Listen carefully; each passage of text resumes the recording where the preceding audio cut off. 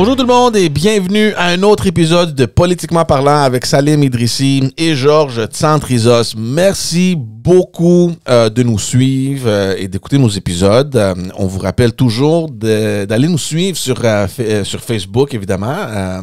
Ça augmente, les chiffres nous montrent qu'il y a un intérêt, puis c'est un plaisir pour nous, puis ça nous rend heureux.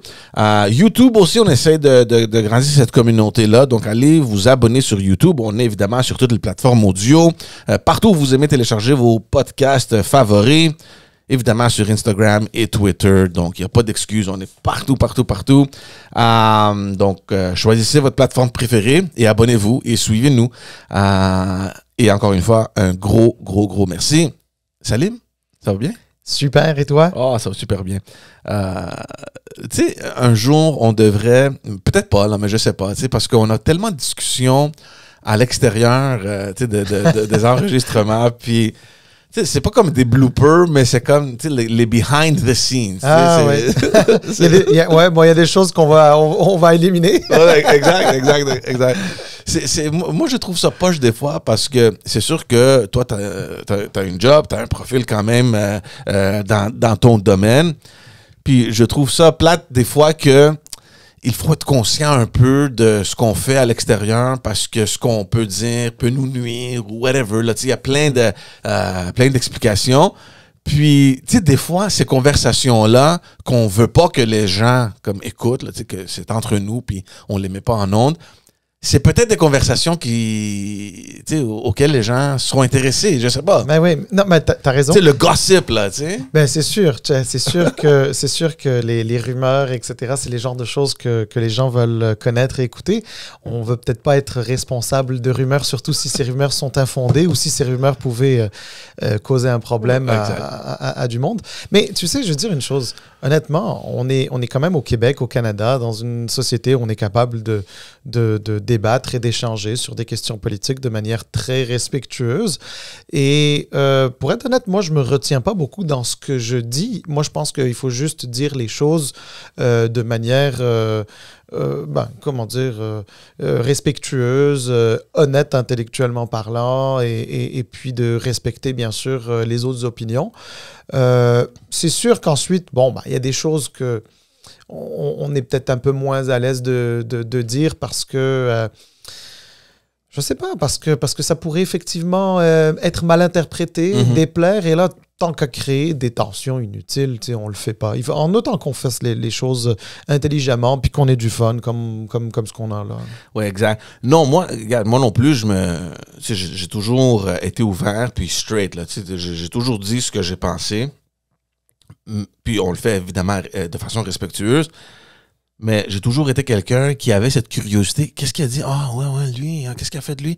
Puis j'adore, surtout, les cercles politiques, là, il y a tellement de murmures, puis j'ai toujours été fasciné par ça. Toujours. Et puis, on va laisser pour un autre épisode, c'est justement ce qu'on parlait, parce que je sais pas si c'était la pleine lune, je sais pas qu'est-ce qui s'est passé la fin de semaine dernière, mais j'ai reçu tellement d'appels, puis j'ai communiqué même avec un élu, puis, tu sais, vraiment, the ground, tu sais, des gens concernant la course au leadership du Parti libéral du Québec. Il y a des choses qui commencent à bouillonner un petit peu, et, tu sais, c'est juste, il y a des affaires qui sont intéressantes, puis tu veux savoir plus. Il y a d'autres choses qui sont ridicules. Puis je veux tellement parler de ça. mais on peut pas. On va peut-être le garder pour un autre épisode. On va avoir bientôt un conseil général, ouais, du Parti libéral du Québec, et je pense que ça sera la bonne opportunité pour discuter de ça. Exact.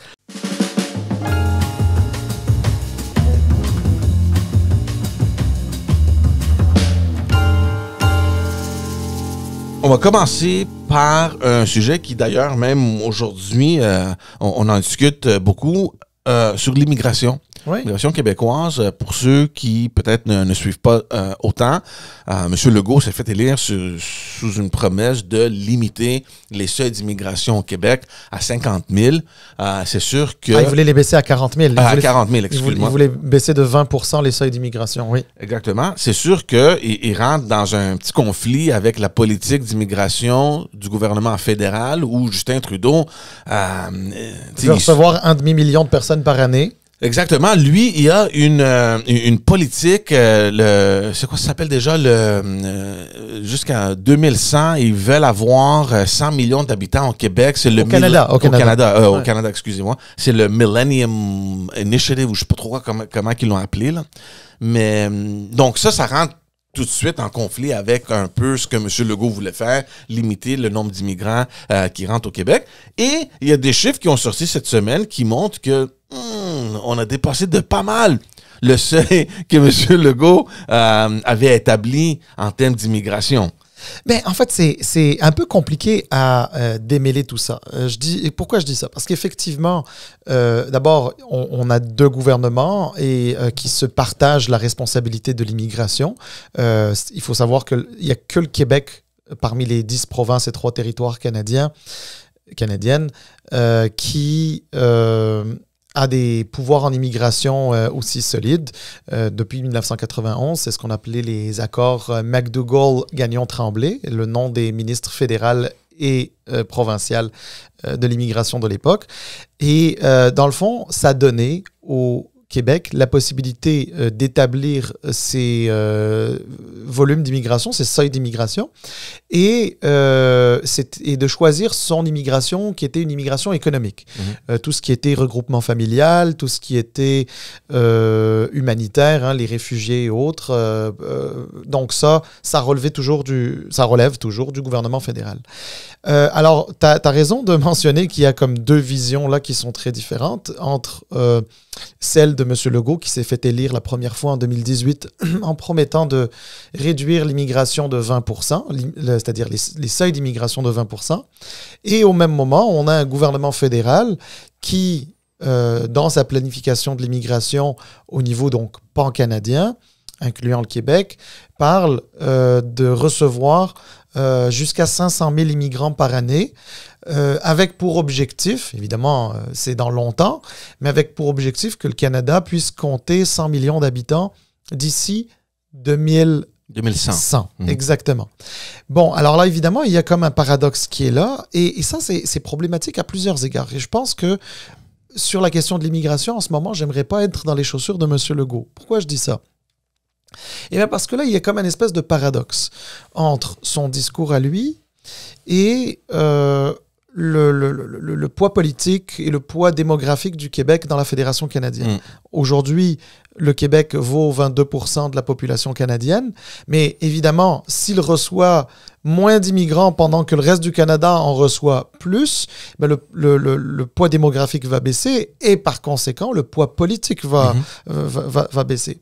Et tu fais bien de souligner quelque chose, George, c'est qu'il y a aussi quelque chose de très paradoxal dans la propre politique de M. Legault. En fait, il y a plusieurs choses paradoxales, mais je vais établir ça d'abord, puis on parlera du reste après. C'est effectivement ce que tu as mentionné. C'est qu'il baisse les volumes de l'immigration permanente, donc des personnes qui reçoivent des certificats de sélection du Québec et qui deviennent des résidents permanents, puis deviennent des citoyens canadiens éventuellement et qui vivent au Québec. Mais au même moment, il est passé de 12-15 000 résidents temporaires, travailleurs temporaires souvent, mais pas juste des travailleurs, parce qu'il y a beaucoup d'étudiants internationaux là-dedans. C'est souvent d'ailleurs plus des étudiants qu'autre chose. À 350 000. Et donc, on se rend compte finalement que l'argument de M. Legault, qui était on va baisser l'immigration de 20% au Québec parce que nous n'avons pas la capacité d'accueil, parce que nos services ne peuvent pas accueillir tout ce monde-là. Mais c'est parce que la réalité, c'est qu'on en reçoit beaucoup plus. On en reçoit beaucoup plus. Puis attends, un étudiant international ou un travailleur étranger, quand bien même ce soit des résidents temporaires, ils ont besoin de se loger. Donc, il y a de la pression sur le logement, qui est déjà catastrophique, on peut le dire, d'une certaine manière. Il y a de la pression sur, je sais pas moi, sur les services de santé dans certains cas, la disponibilité de certaines choses. Enfin bref, il y a de la pression qui se fait de toutes les manières. C'est bien des gens qui sont là, qui vivent là. Et donc, forcément, ils ont besoin d'un tant soit peu de services. Et donc, la pression sur nos services est là. Alors, excuse-moi, j'ai fait une longue mise au point, mais là, on peut échanger. Non, mais c'est bien que tu mentionnes ça parce que je comprends peut-être le point de vue de M. Legault, puis je me rappelle de la campagne en 2018, on va en prendre moins, mais on va en prendre soin. Ou... oui, c'est exactement ça. C'est ça. Le slogan. Le slogan. Mais, tu sais, la réalité est beaucoup... elle est très différente de peut-être la pensée que, OK, on va établir un seuil à, whatever, 30 000, tu sais. La réalité est très différente. On a vu évidemment tout l'exemple de tous ces immigrants illégaux ou irréguliers là, qui rentraient du chemin Roxham. Tu peux pas contrôler ces affaires-là. En plus de ça, tu as les immigrants temporaires. Moi, ce que j'ai trouvé intéressant durant cette semaine à l'Assemblée nationale du Québec, c'était une motion que, encore une fois, c'était Paul Saint-Pierre Plamondon qui l'a déposée. Évidemment, elle a été rejetée, ou je pense pas qu'il y a eu consentement de déposer la motion, mais c'est une motion qui disait, qui demandait au gouvernement d'inclure les immigrants temporaires dans le chiffre total des immigrants au Québec. Il a raison. Ben oui, il a raison. Il a absolument raison. Il a 100% raison. Évidemment, ça n'a pas été accepté. Il n'y a pas eu de consentement. En passant, les libéraux étaient d'accord avec les péquistes. Mm-hmm. C'est quand même intéressant, ça aussi. Ben oui. Donc, c'est quand même spécial. On peut pas vivre, je pense, comme province dans un Canada où c'est inévitable. Tu sais, l'immigration, là, c'est quelque chose, c'est un fait qu'on a toujours qu'on a toujours vu ici au Québec. Évidemment, moi, mes parents, moi, je suis un produit de l'immigration ici au Canada. Donc, il y a plein de personnes aussi. C'est un peu la nature de ce pays-là. Là. Tu sais, c'est la couleur, ça fait partie de la culture ici au Canada, d'avoir et d'accueillir ces gens-là. Et d'en faire des Canadiens. Exactement. De penser que cette réalité-là qu'on a toujours vécue, à un moment donné, le Québec veut fermer la porte et dire non, nous, regarde, on va rester à 30 000. Premièrement, c'est pas logique. Ça n'a aucun sens de penser que l'immigration a un effet négatif à ta province. Moi, ça, j'ai jamais compris ça. Mais ça, alors, écoute, je dis pas que je suis d'accord avec ça, mais ceux qui portent ce discours-là sont généralement ceux qui disent, c'est que s'il y a plus d'immigration, le français est en danger. Et si le français disparaît, c'est la culture québécoise et d'une certaine manière le peuple québécois qui se dissout un peu dans cette marche. Mais je sais pas si je suis en accord avec ça non plus. Non, mais je suis pas d'accord. Je te dis juste, c'est quoi. Moi, je pense au contraire que ce qui nous distingue comme société francophone ici, c'est quelque chose qui devrait être un atout et non pas un boulet, un atout.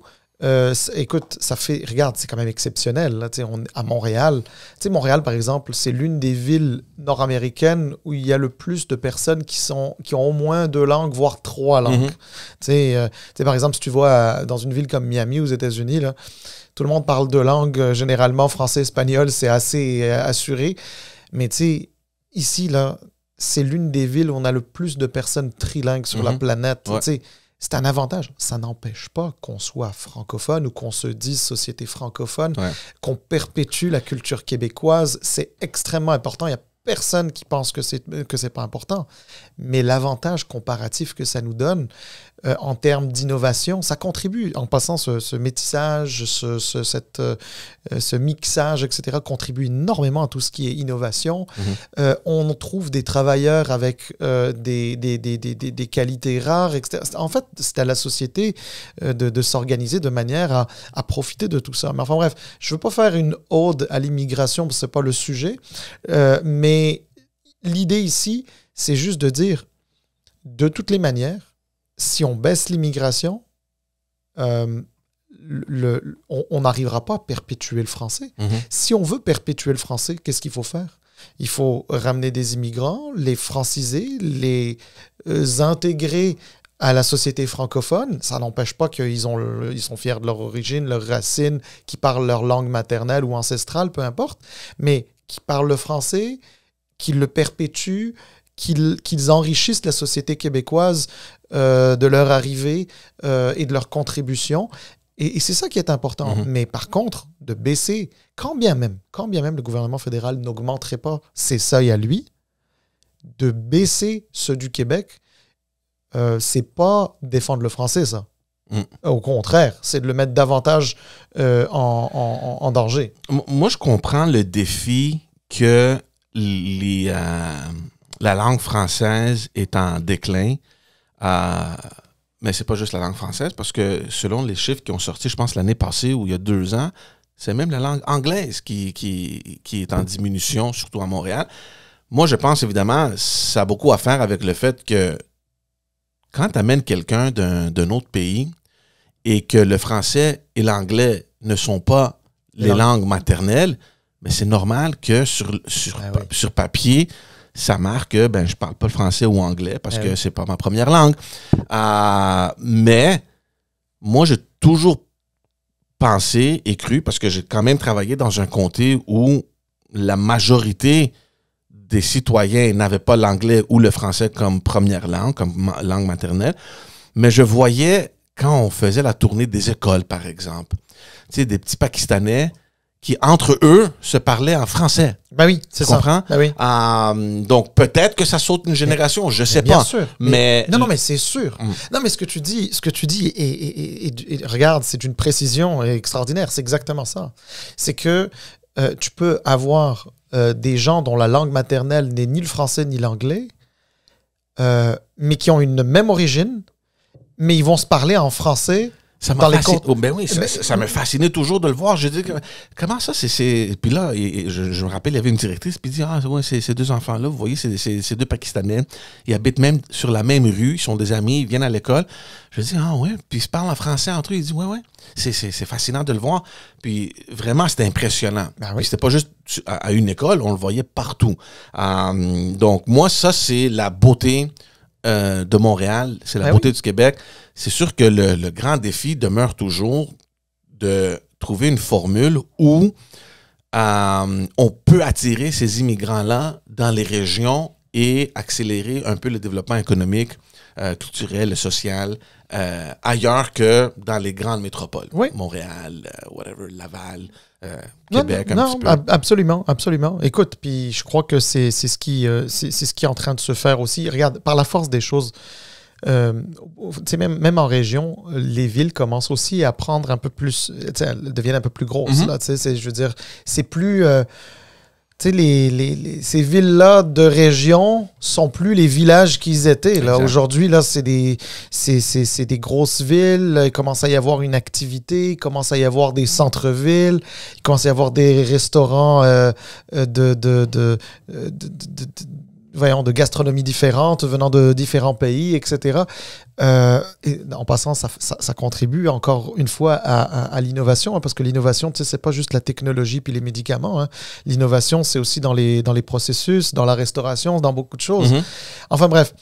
Et on le voit de plus en plus. Puis honnêtement, en région, les gens, les entreprises réclament de plus en plus d'immigrants. Là n'est pas le problème. En fait, ils aimeraient que ça pouvoir les recevoir. Mais en ce moment, il y a une politique d'immigration au Québec qui est franchement un obstacle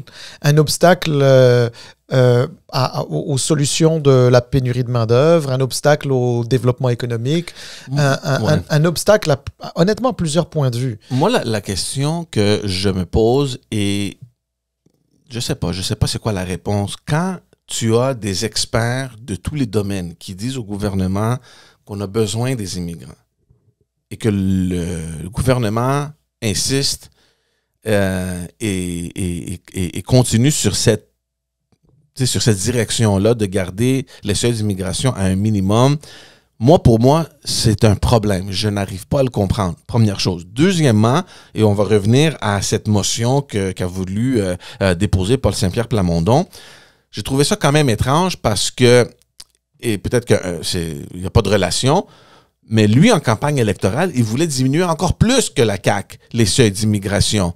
Puis là, tout à coup, il vient avec cette motion-là pour dire, regarde, il faut inclure il faut tout compter dans une même batch. Là, tu sais? C'est ça. Lui, en fait, il voulait baisser à 30 000 au lieu de 50 000. Donc, ça voulait dire il voulait doubler la baisse de Legault, donc de 20 à 40 ouais. Je veux dire, voilà, le Parti québécois, c'est sûr que c'est souvent une question... le français, c'est souvent l'enjeu québécois qui, au niveau de la population, semble... C'est-à-dire la population voit le Parti québécois comme un des meilleurs défenseurs de la langue française. Et donc, le Parti québécois, très logiquement, propose quelque chose qui va dans ce sens-là. Je ne pense pas nécessairement que ce soit l'immigration qui menace le français, tout du moins ne devrait pas. Il y a des façons aussi de recevoir cette immigration-là. Mais justement, pour parler d'immigration francophone, dans les derniers jours, il y a eu des articles, je pense que c'était le journal La Presse, qui faisait état du fait qu'il y avait des immigrants francophones qui décident de venir s'installer au Canada. Donc, ils quittent leur pays d'origine. C'est des Français, des Nord-Africains, des Africains, des francophones d'ailleurs dans le monde, qui décident de quitter leur pays pour s'installer au Canada. Mais ils ne s'installent pas au Québec. En fait, ils s'assurent même de ne pas s'installer au Québec. Et ça, on le voit de plus en plus. C'est quand même fou, hein, parce que d'habitude, un francophone, c'est sûr, il veut s'installer au Québec. Il y a une bonne qualité de vie. Les Québécois sont des personnes chaleureuses. Mais il ne veut pas. Pourquoi? Système d'immigration beaucoup trop compliqué. Restrictif, parce que bien sûr, il a baissé les seuils. Qui dit restrictif, donc dit aussi un temps d'attente qui est énorme. Des gens qui sentent une certaine forme d'instabilité ou d'insécurité parce qu'ils ne savent jamais trop quelle réponse il va y avoir. Tu sais, c'est compliqué, là, le système au Québec. Ouais. Il y a eu aussi, il ne faut pas l'oublier, ça ne fait pas si longtemps que ça, mais en 2019, il y a eu la loi 9 de Simon Jolin-Barrette, qui à l'époque était ministre de l'Immigration, qui a mis à la poubelle 18 000 dossiers d'immigration. Ouais. Ça, c'était des gens qui attendaient depuis des années. Ouais. Il y a eu le programme de l'expérience québécoise pour les étudiants internationaux. Ça, c'était quelque chose qui nous permettait de nous distinguer des autres provinces parce que c'était une autoroute vers la résidence permanente. Ouais. Donc, on était capable de retenir chez nous des gens qui parlent français, ont étudié chez nous, se sont intégrés, ont déjà un appartement. Bref, ils sont là, ils sont prêts pour le marché du travail. Et là, on leur a compliqué la vie avec une réforme franchement inutile et contre-productive. Alors, au final, ça, et rajoute ça la loi 21, qui avait des airs de... de fermeture, si tu veux, à l'égard des communautés culturelles et des immigrants.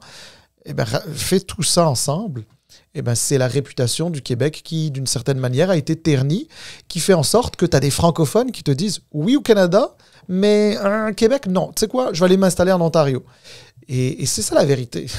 La vérité, c'est que tu as des gens qui ne veulent plus aller au Québec parce qu'il y a trop d'instabilité. Et ça, c'est pas bon, parce que les francophones, c'est chez nous qu'ils doivent venir. Oui, et l'affaire qui est problématique là-dedans, c'est qu'au moins ici au Québec, c'est ce qu'on parlait avant, là, l'affaire avec les générations. La personne qui va s'établir au Québec, c'est sûr et certain qu'à un moment donné, il va avoir une intégration vers le français. OK? Oui. Soit pour la personne qui immigre ou pour Ses sa enfants. famille. Ben oui. Je pense sérieusement que c'est l'inverse qui arrivera si cette personne-là va s'établir à Toronto ou à une autre ville ailleurs au Canada où il n'y a pas les strictes règles de français dans ces provinces-là. Il n'y a pas cette protection-là pour le français. Ah donc, non, ils vont vivre en anglais. Ben non, bien sûr. Donc, la francisation au Canada, c'est fini. Ah, c'est terminé, mais je suis d'accord. Mais enfin, je vais quand même dire quelque chose là-dessus. C'est-à-dire que oui, ça va aider à perpétuer le français un peu à l'extérieur du Québec. Oui, mais pas à long terme. Mais non, peut-être pas à long terme. Mais c'est-à-dire que, parce qu'il y a quand même quelques communautés francophones, et c'est sûr que d'avoir des francophones en Ontario, issus de l'immigration, c'est pas une mauvaise chose. En Ontario ou ailleurs, hein. Je dis en Ontario, mais ça peut être, je sais pas moi-même, en Alberta, en Saskatchewan et à BC. Mais c'est pas une mauvaise chose qu'il y en ait, hein. C'est pas ça que je suis en train de dire. Ce que je dis, et moi je le vois à travers, en mettant mes lunettes québécoises, à travers un prisme québécois, en étant québécois, moi c'est ce qui m'intéresse le plus, c'est ici ce qui se passe au Québec, c'est que ces gens-là qui s'en vont par exemple à Toronto, ben, ils vont peut-être parler français à la maison, mais toute leur vie va se faire en anglais parce qu'à Toronto, ben, ça se passe pas en français, exact. on s'entend. Hein? Exact. Et c'est ça, et oui, c'est des gens qu'on a perdus. Or, ils auraient pu venir s'installer au Canada et plus précisément au Québec, et non seulement parler français à la maison, mais parler français aussi à l'extérieur. Et c'est ça le point. Le temps file. Je ne sais pas si on aura le temps de couvrir les autres thèmes, mais juste à rappeler à tous ceux qui nous regardent ou qui nous écoutent, Salim a écrit un autre billet dans son blog Électron Libre, justement sur le sujet de l'immigration. Il y a des points exceptionnels là-dedans. Allez le lire. C'est electronlibre.ca, right? Electron-libre.ca. Allez voir le blog et spécifiquement cet article-là sur l'immigration et les effets qu'elle pourrait avoir et évidemment les raisons qu'on est arrivé à ce point-là.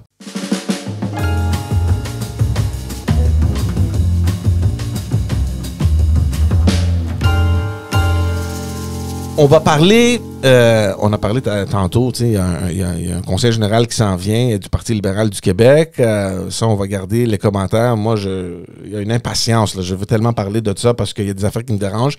Mais avant de parler de ça, dans un autre épisode, je vous rappelle, donc revenez à écouter à ces épisodes-là. Il y a eu, la fin de semaine dernière, le congrès du Parti libéral du Canada.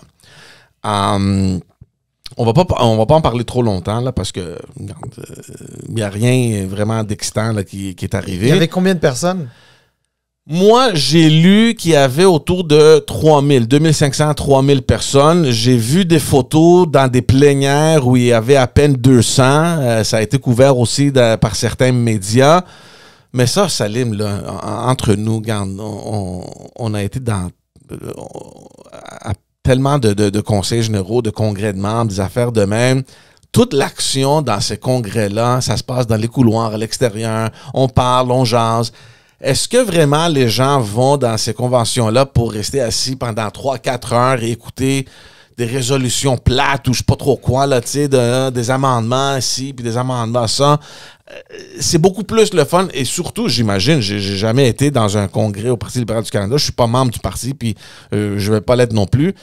Mais le fait que c'est d'un côté du pays à l'autre puis il y a des membres de partout dans la province, moi, je pense que c'est beaucoup plus intéressant d'aller voir tous ces gens-là puis de jaser un peu, de les revoir après tellement d'années où il y a rien eu à cause de la COVID. Tu sais, il y a un excitement. Moi, ce que j'ai remarqué, c'est un congrès qui semblait beaucoup plus électoral qu'autre chose. J'ai eu ce sentiment-là. Il y a des personnes qui ont été là, que je connais, j'ai parlé avec eux, ils m'ont dit des affaires quand même intéressantes. Puis on en parlait de ça avant qu'on enregistre, mais on va le dire cette fois-ci.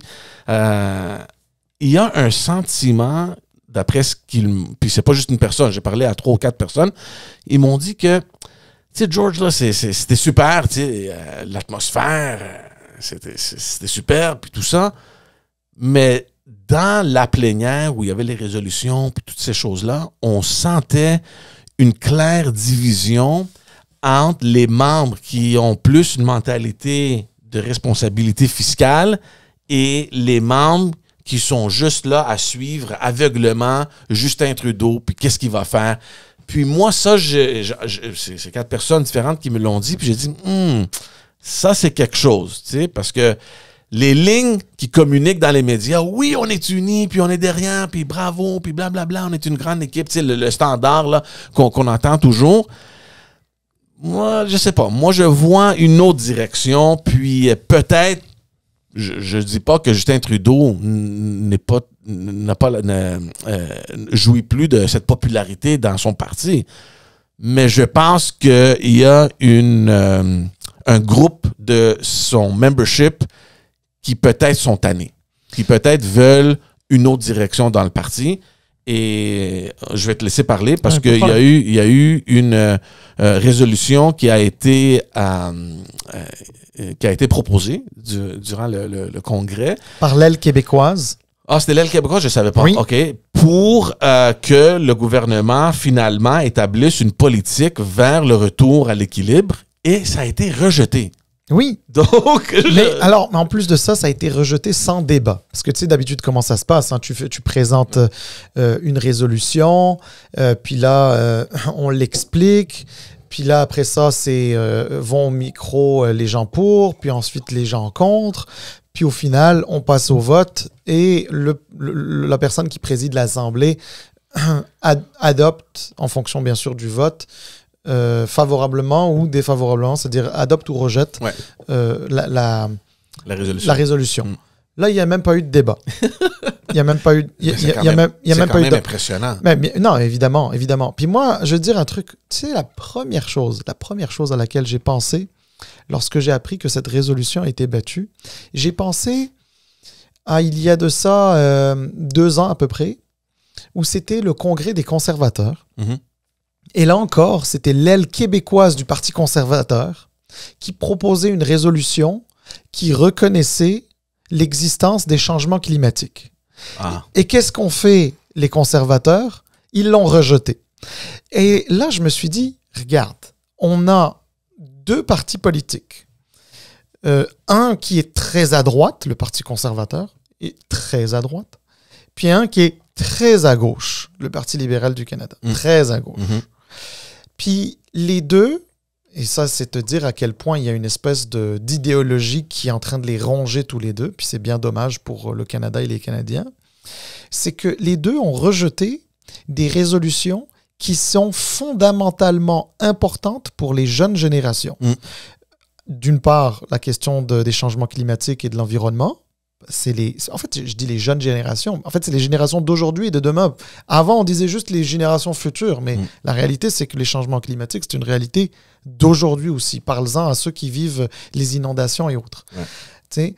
Puis, de l'autre bord, un autre parti politique qui, lui, le retour à l'équilibre budgétaire semble pas être une priorité.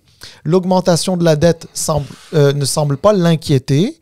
Mais qui va se ramasser avec une dette en finances publiques et une dette climatique? Les deux, c'est qui cette clientèle-là? Eh bien, c'est les jeunes générations et les générations à venir. Et je me suis dit, à quel point peut-on être déconnecté de part et d'autre? Et je pense que politiquement, un parti comme l'autre a une responsabilité. Et tu vois, quand on te dit que la politique fédérale en particulier, mais la politique d'une manière générale, mais fédérale en particulier, est très polarisée et polarisante, eh bien, c'est exactement là. Ça veut dire qu'aujourd'hui, les Canadiens vont devoir choisir entre un parti irresponsable sur les questions des changements climatiques et un autre parti irresponsable par rapport aux finances publiques. Ensuite, ça va être une question de c'est quoi le moins pire pour moi? Ouais. C'est comme ça que les gens votent. Et c'est terrible. C'est bien que tu apportes cet exemple-là. Mais moi, ça me fascine beaucoup plus ce qui s'est passé avec les libéraux. Parce que l'environnement, quand on parle du Canada, c'est sûr que c'est un pays qui est énorme. Puis les idéologies peuvent changer d'un bout à l'autre. Et la question environnementale, on s'entend que dans l'Ouest canadien, c'est beaucoup plus différent que dans l'Est. Donc, ça ne m'étonne vraiment pas qu'une résolution comme ça aurait été rejetée. Oui, mais ça reste une réalité. Oui, je ne dis pas le contraire.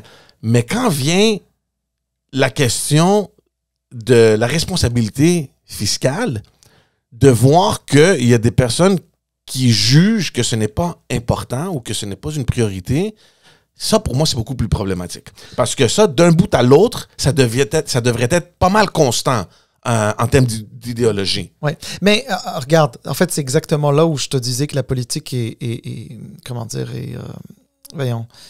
polarisée.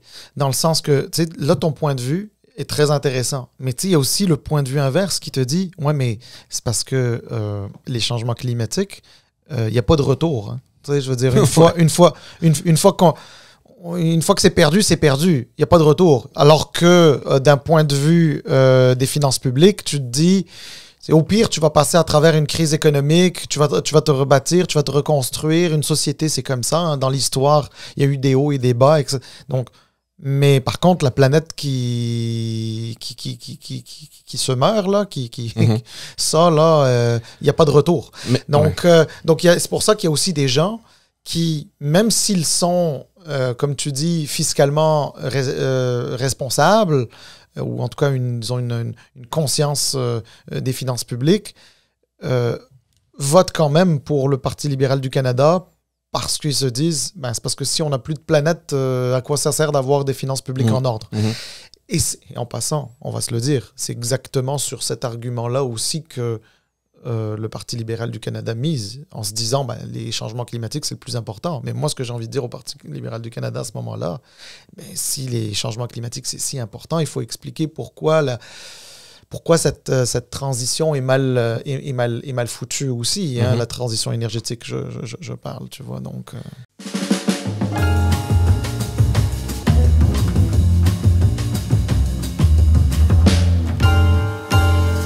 On va passer au dernier sujet rapidement parce que alors que le congrès du Parti libéral du Canada se déroulait à Ottawa, il y a eu beaucoup de... Moi, je suis pas mal de conservateurs sur Twitter. Puis on parlait beaucoup de la question de l'ingérence chinoise. Et on va en parler parce qu'il y a des développements en termes de diplomatie. Et j'ai trouvé ça très...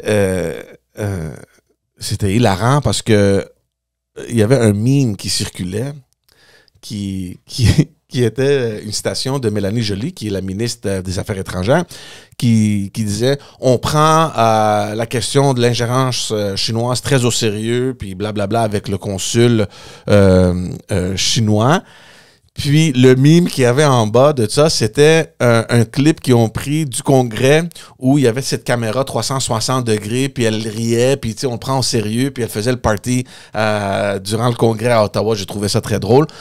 Tout ça pour dire que suite à ce qu'on a parlé la semaine passée sur le député conservateur Michael Chong et des menaces que sa famille aurait subies à Hong Kong, en Chine, par le biais, et ça a été facilité par le consul, apparemment, de ce qu'on nous dit, du corps diplomatique chinoise à Toronto. Alors, juste pour préciser, c'est pas le consul, mais un diplomate qui travaille au consulat à Toronto, mais pas le consul lui-même. Donc, Mélanie Joly l'a rencontré, puis elle l'a expulsé.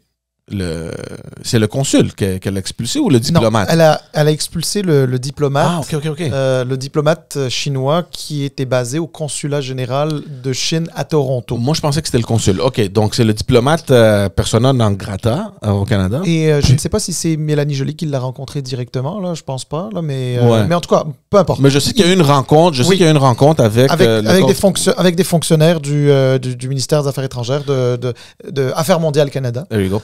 Puis, en réplique, la Chine a renvoyé la consul. Alors, c'est ça qui est intéressant. C'est ça qui est intéressant. Et c'est pour ça que je faisais la nuance sur qui a été expulsé. C'est parce que là, d'une part, nous avons un diplomate du consulat de Chine à Toronto qui a été expulsé.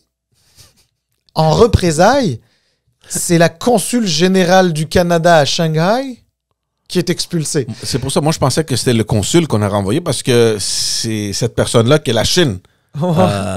Alors, c'est ça que je trouve fascinant pas... dans nos relations avec la Chine. Mais tu trouves pas, Salim, qu'à un moment donné, tu sais, toi, tu gères un bureau puis ton employé fait des conneries. À un moment donné, t'as pas une responsabilité? Ben oui, non, absolument, absolument. Mais je crois que tu sais, la diplomatie, hein, c'est l'art d'être dans les subtilités puis d'être en mesure de faire comprendre ces subtilités aux gens. Là, en l'occurrence, je crois que la subtilité ici, c'était de dire c'est un de vos diplomates. C'est pas votre diplomatie qui fait ça. Et donc, ce diplomate-là, on a trop de pression. On est obligé de l'inviter à quitter. Et c'est ce qu'ils ont fait. Et la Chine qui a dit, moi, je n'ai rien à voir avec ça. Ce que vous dites n'est pas vrai. On ne fait pas ce genre de choses du tout. Et là, c'est injuste ce que vous faites. Alors, nous, on va répondre. Et on va répondre par la manière la plus forte, c'est-à-dire de retourner votre consul du Canada à Shanghai. Ça veut dire quoi, ça, pour les relations entre le Canada et la Chine, maintenant? Parce que là, là les jeux ont commencé. Ça, c'est... Tu sais, tu passes à un autre niveau. Ben, c'est sûr. Écoute, regarde. Les relations entre le Canada et la Chine sont pas bonnes. Ça, c'est la chose... C'est le moins ça fait des années maintenant, anyway. Écoute, ça fait des années. Pour être honnête, déjà, sous les conservateurs de Harper, ça allait pas bien. Puis ensuite... bon, ça s'est peut-être un petit peu amélioré, mais ça a vite dégringolé avec l'histoire de Meg Wanzhou, là, qui était la directrice financière de Huawei et la fille du milliardaire chinois qui possédait l'entreprise, ou qui a lancé l'entreprise, whatever. Et puis, ça s'est beaucoup poursuivi. Il y avait aussi des questions d'espionnage, bien sûr. Il y a eu les fameux ballons là, récemment. Ouais. C'est beaucoup plus récent, mais quand même. Et puis là, on a des questions d'ingérence. En tout cas, c'est pas clairement prouvé, mais disons qu'il n'y a pas de fumée sans feu. Et là, maintenant, avec cette histoire on renvoie un de vos diplomates et qu'eux renvoient un des nôtres, tu sais, ça prouve une chose, hein, c'est que d'abord la Chine ne fera pas de cadeau en diplomatie au Canada et que tu sais, nous on est une société démocratique, c'est-à-dire que quand on fait les choses, on les fait avec la pression de notre population, etc. On calcule nos affaires. C'est pas toujours parfait, on fait pas toujours les choses bien, mais on les fait selon cette logique-là. Tu sais, en Chine, là, ils s'en foutent de ce que pense la C'est un one-way. C'est ça. Donc, ça vient d'en haut, puis c'est fini. Donc, exactement. Et donc, tu sais, nous, on a un système de justice qui peut faire en sorte que même des élus ou même des ministres pourraient être poursuivis, être condamnés, voire même faire de la prison, etc. Il y a quand même une séparation de pouvoir. C'est ça la démocratie, une séparation de pouvoir. Le judiciaire, l'exécutif et le législatif. C'est de séparer ça. Mais en Chine, par exemple, quand il y a eu l'affaire de Meg Wanzhou, c'était quoi leur réflexe? Ils ont kidnappé 2 Canadiens. Exactement. Ils ont emprisonné 2 Canadiens de manière totalement arbitraire. Et comme par hasard, l'affaire de Meg Wanzhou se règle, puis c'est pas le Canada qui règle, ça s'est réglé comme ça s'est réglé. Et ben là, tout d'un coup, là, les deux Michael ont été libérés. Donc, moi, je comprends les fonctionnaires des affaires étrangères canadiennes. Je comprends Mélanie Joly dans son rôle d'être prudente avec la Chine parce qu'on ne sait pas c'est quoi... on ne sait pas quelle va être la répercussion. Tu sais, là, ils ont renvoyé la consul canadienne de Shanghai. Mais est-ce qu'on aurait pu jouer dans un autre film où il y aurait eu un autre Canadien ou une autre Canadienne actuellement en Chine emprisonnée, puis on va rejouer dans le même film? On veut pas ça. Tu sais, on connaît tous des gens des Canadiens qui vivent en Chine en ce moment. Tu veux pas ça? Il y a des hommes d'affaires canadiens qui partent en Chine. Imagine, ils arrivent sur place, on leur dit, on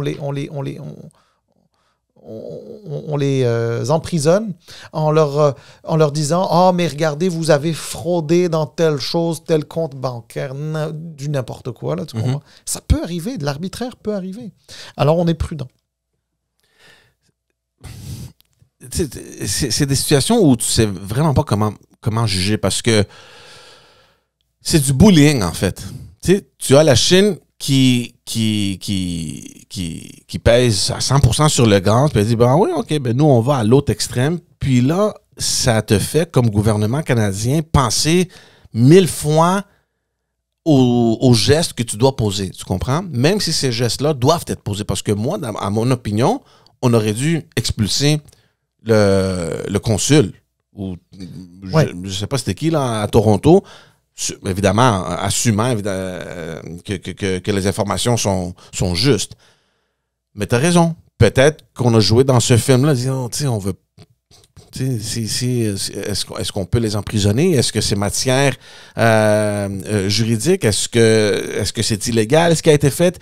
Est-ce que les diplomates ici jouissent d'une certaine immunité diplomatique où on ne peut pas les arrêter? Est-ce qu'on doit juste les expulser? Est-ce qu'on peut les arrêter, qu'ils fassent face à la justice? Je ne sais pas comment ça fonctionne. Mais toutes ces choses-là, tu as 100% raison. On pense maintenant, shit, on a des Canadiens en Chine. Est-ce que les gestes qu'on va prendre ici vont faire souffrir encore plus les Canadiens là-bas? Donc, c'est une game vraiment dangereuse. La Chine semble l'avoir perfectionnée. Mais la Chine, regarde, il faut vraiment le comprendre comme ça. La Chine, c'est devenu une puissance mondiale énorme. Et aujourd'hui, veut imposer son style, veut imposer son leadership, et dans les relations avec les pays occidentaux d'une manière générale, ils veulent avoir le gros bout du bâton systématiquement. La pandémie a démontré une chose, hein, c'est que l'Occident, d'une manière générale, et le Canada ne fait pas exception, est très dépendant de la Chine. Tu sais, par exemple, la raison pour laquelle le Canada a tant fait pour accueillir l'usine Volkswagen qui va fabriquer des batteries électriques dans le coin de St. Thomas en Ontario.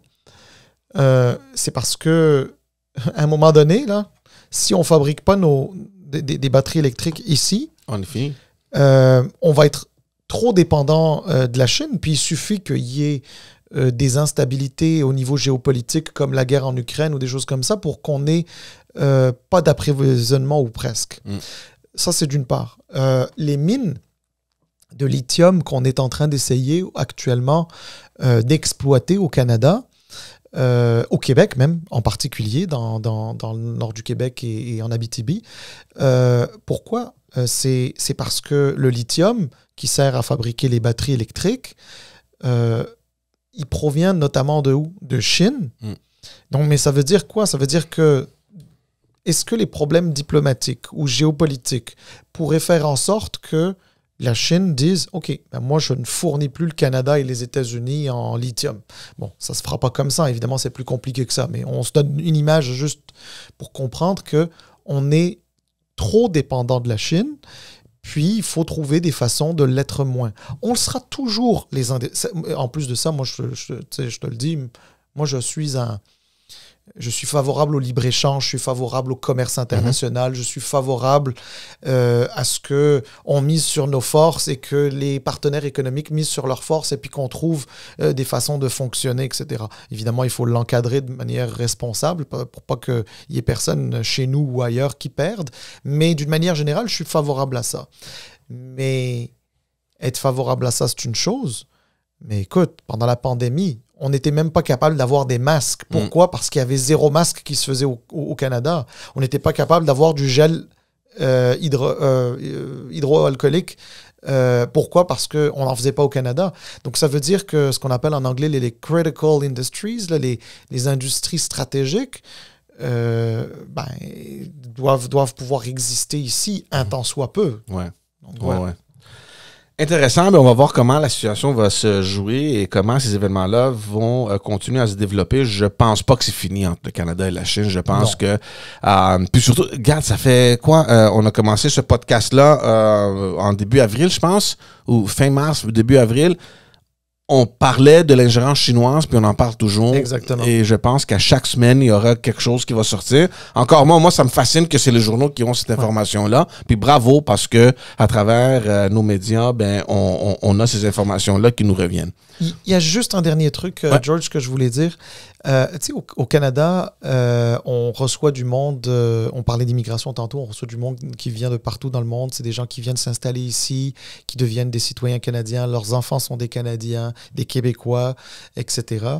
Tu sais, les conflits qu'il peut y avoir dans le monde et les tensions qu'il peut y avoir au niveau géopolitique, la seule chose qui, je pense toujours qui est très importante à garder en tête, c'est qu'il ne faut pas que les communautés issues de ces pays-là, avec qui parfois on a de la difficulté, puissent en souffrir ici. Ouais. On a beaucoup de nos concitoyens québécois, canadiens. Mais on a des amis aussi. Hein? Des amis, de très bons amis, etc., qui sont originaires de la Chine, etc. Puis c'est des gens, évidemment, qui n'ont absolument rien à voir avec ce dont on parle. Hein. Quand on parle de ces tensions géopolitiques, ça ne veut pas dire que on a un voisin originaire de la Chine ou de la Russie ou peu importe, avec qui on est en tension. Non, c'est pas ça du tout. Hein. Donc, tu sais, pourquoi je tiens à le dire, même si ça paraît évident, mais je tiens à le dire, c'est parce que tu sais comment ça se passe. Hein? Les médias parlent de ça.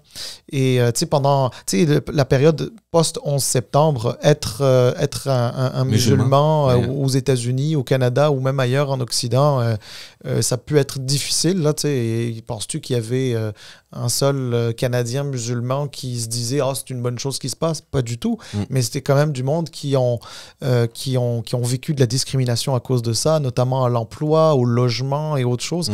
Donc, tu sais, c'est pour ça que je pense que c'est toujours important. C'est dommage, les médias ne le font pas. Nous, on n'est pas un média, on est juste deux amis qui discutent, mais je crois que ça vaut la peine de le dire. C'est un excellent point. On va mettre un point là-dessus. Encore, merci à tout le monde de nous suivre à chaque semaine.